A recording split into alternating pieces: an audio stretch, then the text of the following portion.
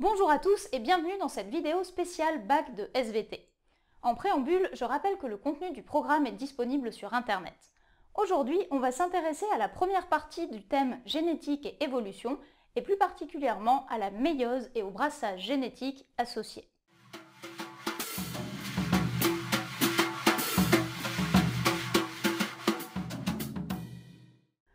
Dans les noyaux des cellules eucaryotes se trouvent différentes molécules d'ADN linéaires, les chromosomes. Ceux-ci sont associés par paires dans les cellules dites diploïdes et présents en exemplaires uniques dans les cellules dites haploïdes. Dans chaque cellule humaine, il y a ainsi 46 molécules d'ADN qui forment 23 paires de chromosomes et qu'on peut visualiser sur des caryotypes comme celui-ci. Lorsque les cellules se divisent, de nombreux mécanismes permettent de contrôler la répartition de ces chromosomes. Chez les eucaryotes, il existe deux types de division cellulaire, la mitose et la méiose. Étudiée en première S, la mitose permet de produire deux cellules filles identiques entre elles à partir d'une cellule mère à laquelle elles sont également identiques. Une cellule diploïde donne donc deux cellules diploïdes par mitose et une cellule haploïde donne deux cellules haploïdes. Pour permettre cette conservation des chromosomes, l'ADN de la cellule est dupliqué avant la mitose.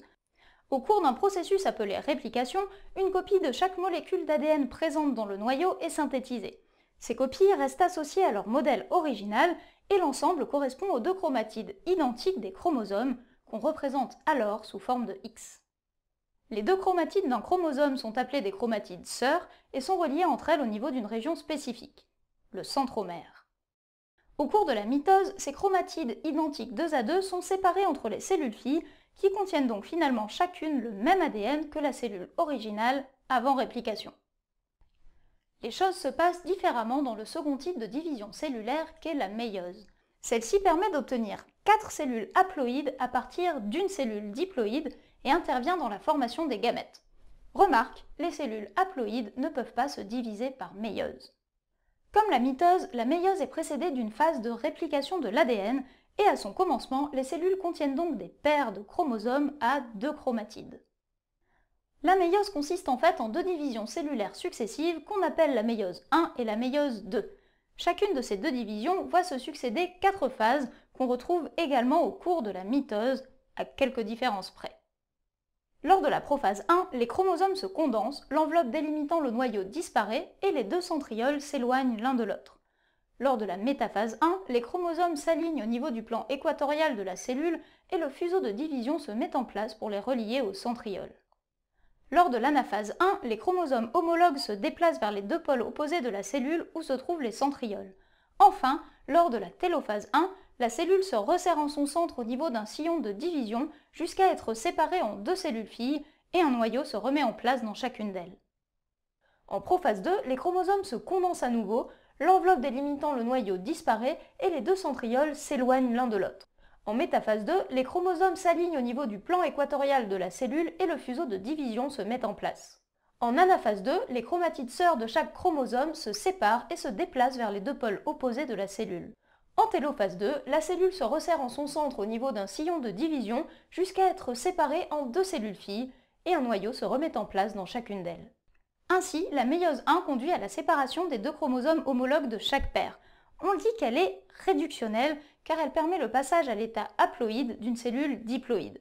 La méiose 2, quant à elle, comporte les mêmes étapes mais aboutit à la séparation des chromatides sœurs de chaque chromosome au cours de l'anaphase 2. On la qualifie d'équationnelle car elle ne modifie pas la ploïdie des cellules.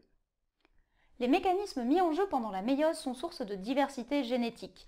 En effet, si les chromosomes homologues portent les mêmes gènes, ils ne possèdent pas nécessairement les mêmes allèles.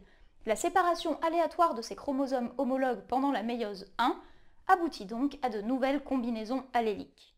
Prenons l'exemple théorique d'un organisme possédant deux paires de chromosomes. Disons que l'une porte un gène couleur et l'autre un gène forme, et que l'organisme soit hétérozygote pour ces deux gènes.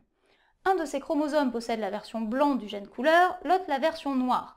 Et sur son autre paire de chromosomes, l'un possède la version rond du gène forme et l'autre la version carré. Au cours de la première division de méiose, le chromosome possédant l'allèle rond peut aléatoirement se retrouver avec le chromosome de l'autre paire possédant l'allèle blanc ou avec celui possédant l'allèle noir. Finalement, à partir de cette situation initiale, 4 associations différentes peuvent être obtenues de façon équiprobable. On parle dans ce cas de brassage interchromosomique, car la diversité découle d'un mélange entre les chromosomes, et les gènes portés par des chromosomes non homologues sont qualifiés d'indépendants. Au total, pour un organisme possédant n paires de chromosomes, de puissance n combinaisons différentes sont possibles. Pour l'homme, qui possède 23 paires de chromosomes, cela correspond à plus de 8 millions d'associations chromosomiques potentielles, et ce alors que seulement 4 cellules sont produites à chaque méiose. Une seconde source de diversité s'ajoute à ce brassage interchromosomique. Au tout début de la méiose, lors de la prophase 1, les chromosomes homologues sont physiquement rapprochés dans la cellule. On dit qu'ils sont appariés. En fait, ils sont tellement proches que leurs chromatides non-sœurs peuvent se croiser en formant des structures spécifiques, les chiasmas. Au niveau de ces zones, des portions de chromatides peuvent être échangées entre chromosomes homologues. Il s'agit d'un mécanisme particulier de recombinaison génétique baptisé crossing over ou enjambement. Les chromosomes homologues ne portant pas nécessairement les mêmes combinaisons d'allèles, ces échanges de portions de chromatides conduisent à l'apparition de nouvelles combinaisons alléliques.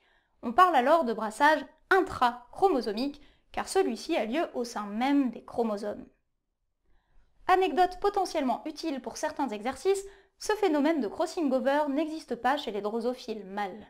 En résumé, la méiose est une source de diversité génétique car elle conduit à l'apparition de nouvelles combinaisons alléliques par deux mécanismes distincts que sont les brassages inter- et intrachromosomiques. Cependant, même si cela reste extrêmement rare, ces processus peuvent subir des dysfonctionnements.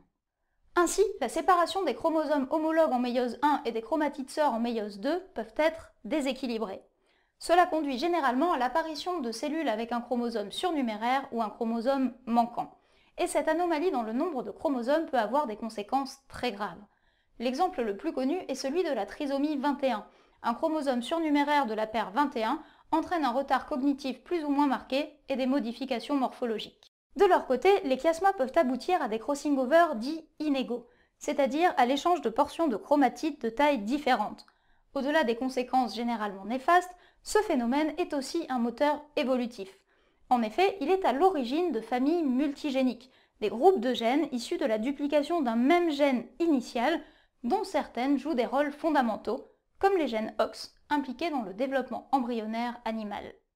On espère que cette vidéo vous aura été utile dans vos révisions. Si certains points restent encore confus pour vous, on vous invite à parcourir la liste de vidéos complémentaires présentes dans la description.